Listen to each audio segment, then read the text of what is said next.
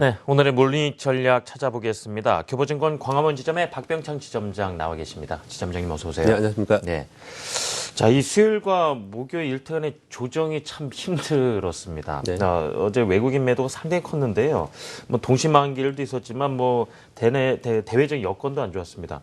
글쎄요, 또 제일모직의 청약금 증거금이 또 많이 몰려서 더 그랬을까요? 네. 자, 일단 지금 시장 상황 살펴보고 싶은데요. 어떻게 보셨는지요, 지점장님은? 예, 제가 매주 금요일 날 아침에 방송 출연을 합니다.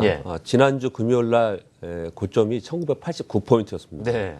그러니까 어제 종가가 1916포인트니까 그 5일 사이에 정말 엄청난 시장에 큰 하락 변동성이 있었습니다. 그 이면에는 두 가지의 큰 이벤트가 있습니다. 하나는 어제 끝났던 또 동시만기가 있었고요. 또 하나는 그동안에 유가가 급격하게 하락을 하면서 불안한 심리가 전체적인 시장을 지배했다 이렇게 볼 수 있겠습니다. 네.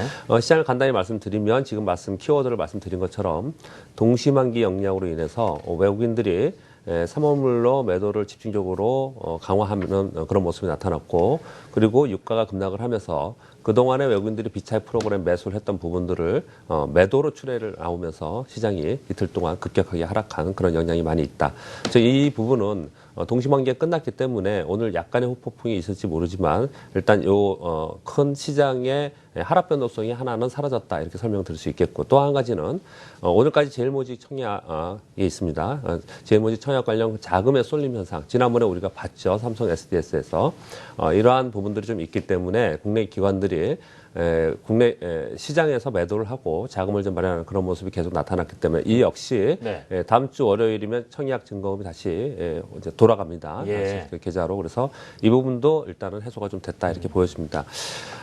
그 가장 중요한 것이 지금 유가 급락 때문에 글로벌 경기 둔화 우려가 나타나고 있고 시장에서는 굉장히 불안한 심리가 계속 나타나고 있는 상황입니다. 이러한 가운데 일부 국가에 대한 유동성 위기 뭐 이런 부분들이 계속 얘기가 나오고 있기 때문에 외국인들도 동시만기를 맞이하면서 급격하게 비차익 프로그램 매도가 나왔고 국내 기관들은 매도 우위가 계속 나타나는 상황 속에서 시장이 급격하게 하락했다 이렇게 볼 수 있겠고요. 특징을 좀 몇 가지 말씀드리면 국내 상장된 중국 기업이 아주 초강세, 비정상적인 초강세를 좀 보이고 있는 상황이고요. 그리고 게임주들이 순환하면서 강세를 보이고 있고 최근에 유가가 급락하면서 그쪽이 아닌 거기에 벗어나 있는 업종군이 기술주이거든요. 그래서 기술주에 있는 중소형들이 종목별로 순환 강세를 보이고 있다 이렇게 보여집니다. 예. 뭐 대외적으로도 그렇고 시장 기대 이 심리가 좀 불안하다 보니까 올 연날도 그렇고요. 내년 초에 대한 기대감도 많이 또 한풀 꺾이지 않나 싶기도 합니다. 지금 이 글로벌 시장도 좀 강세로 확 돌아서기 위해서는 또 지금 여건 고려했을 때 이 조건이 분명히 있을 겁니다. 그 주시를 하고 있으면 이 조건이 그렇게 맞춰가면 당연히 강세로 돌아갈 만한 어떤 조건에 주시를 하고 있을까요? 사실 그 시황을 보면서 어떤 체크 포인트를 분명히 가지고 가야 되는데 그동안에 시황도 말씀을 드렸고 매매 전략도 많이 계속해서 말씀을 드리고 있는 가운데 사실 오늘 같은 경우에 매매 전략을 어떻게 가져가야 될지 극히 어려울 정도로 시장이 지뢰밭투성이라는 표현을 쓸 정도로 굉장히 어려운 그런 상황입니다. 그렇지만 내년도 시황을 우리가 어떤 방향으로 갈 것인가에 대해서는 사실 여러 차례 이렇게 말씀을 좀 드렸는데 그 키포인트는 당연히 유가의 방향이 키포인트일 것이고 그리고 또 하나는 유로존의 양적 완화 실시가 있어야 되지 않을까 생각을 합니다.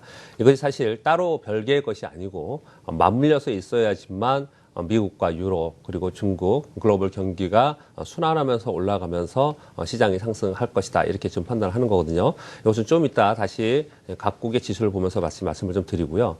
우리가 좀 이론적인 얘기를 잠깐 좀 말씀을 좀 드리면서 지금 현재 상황이 어떤 건지 말씀을 드리면 우리가 경제 분석의 툴, 그래서 체크 포인트를 이렇게 얘기를 합니다.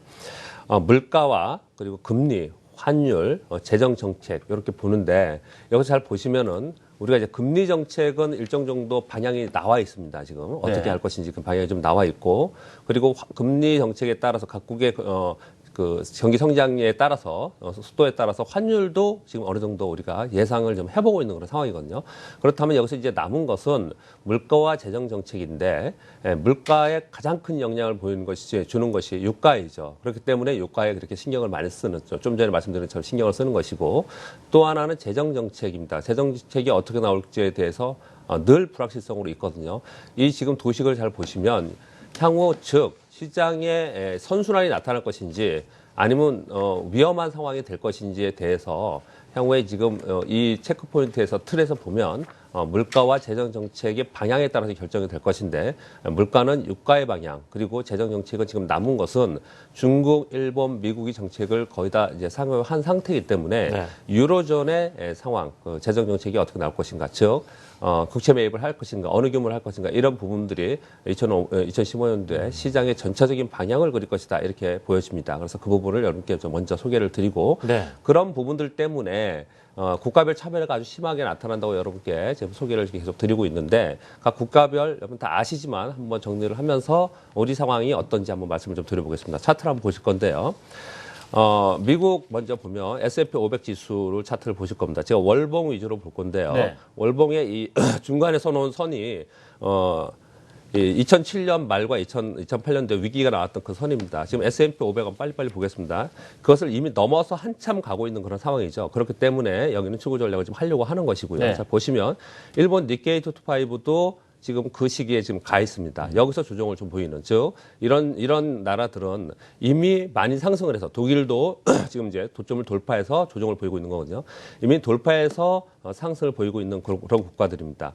그리고 중국을 보면요. 중국은 일봉상으로 2000포인트 지지를 하고 단기적으로 급등을 한 후에 지금 약간 조정을 보이고 있지만 전반적으로 보면 대세 저점을 찍고 올라가고 있는 그런 상황입니다. 이것은 뭐 경기나 이런 부분이 아니고 수급적 요인이 상당히 많이 있다라는 것들을 여러분들 아실 것이고요.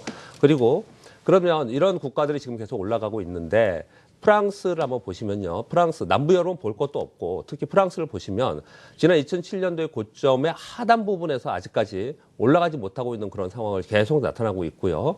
그리고 러시아는 지금 그 저점을 향해서 내려가고 있는 그런 상황입니다. 그렇다면 우리 시장을 한번, 이건 지금 러시아 차트입니다. 우리 시장을 한번 이렇게 살펴본다면 우리 시장 최근에 좀 추세적으로 단기적으로 올라갔다. 이게 일봉입니다. 단기 급락을 했습니다. 급락을 맞았는데 이걸 주봉으로 넘어가고 월봉으로 넘어가면 월봉에서 보면 이런 현상이 나타나거든요. 그 위기에 2007년 말과 2008년도에 폭락을 했다가 그리고 다시 원위치를 했다가 지금 옆으로 횡보하는 그런 모양을 나타내고 있는데 결국 제가 이걸 보여드리는 이유는 네. 국가별 차별화가 심화가 되고 있다는 것 첫 번째. 두 번째, 우리나라 시장은 굉장히 좋지 않다라고 하고 종목들이 연중 신저가의 아래 부분에 있지만 종합지수의 차트를 잘 보시면 옆으로 4년 이상 계속 박스권을 있는 상태입니다. 저 어떤 말씀 드리고 싶냐면 지금 일본과 독일, 중국, 미국이 굉장히 좋은 모습을 나타내고 있지 않습니까? 네. 그들이 올라가는 동안 우리는 올라가지 못했기 때문에 우리 시장은 영향을 안 받을 것이다라고 생각을 하면 안 된다는 말씀을 드리는 겁니다. 그들이 계속 올라갔기 때문에 우리는 이 위에서 그대로 있는 것이고요. 그쪽에서 좋지 않은 모습이 나타나면 우리도 더 안 좋은 모습이 나타날 수 있다는 것을 항상 염두에 두면서 다른 방향도 생각을 좀 해야 될 것이고요.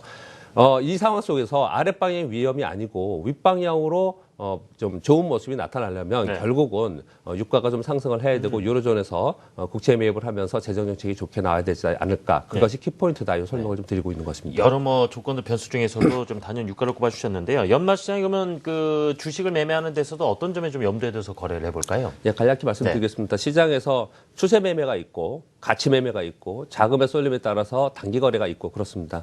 지금 현재 추세가 없습니다. 지금 좀 전에 차트 보셨지만 우리나라 시장에 업종 추세도 없고 경기 추세도 없습니다. 그렇기 때문에 추세 매매가 상당히 어렵기 때문에 굉장히 대형 자금을 운용하기 어렵고 추세 매매가 없다. 이쪽은 좀 다시 유가가 올라갈 때까지는 포기하고 네. 그렇다면 저평가 가치주를 가치 투자를 해야 되는데 이 가치 투자에 대해서는 여러분께 뭐 많이 말씀을 드렸지만 파인베스트, 바텍 이런 종목도 많이 말씀드렸는데요. 독보적 사업권을 가지고 있는 저평가 종목들 이런 종목들은 매매를 하지 않고 홀딩하는 것이 지금 현재 상황에서 맞지 않을까 생각하고 시장 자금 흐름에 따라서 단기적으로 움직이는 단기 거래가 지금 성행하고 있는데 일단은 지금 현재 결론적으로 말씀드리면 여러분 지금 어디 쫓아가서 내가 이거 지금 안 좋으니까 다른 데 가서 수익을 내야지라고 생각하는 게 상당히 어려운 그런 시장이기 때문에 네. 가급적이면 지금 현재 현금을 보유하든지 보유 종목을 좀 가지고 있으면서 시장을 추이를 보는 것이 맞지 않을까 생각합니다. 예, 알겠습니다. 자, 지금까지 교보증권 광화문 지점의 박병창 지점장이 말씀 들어봤습니다. 지점장님 감사합니다. 네, 감사합니다.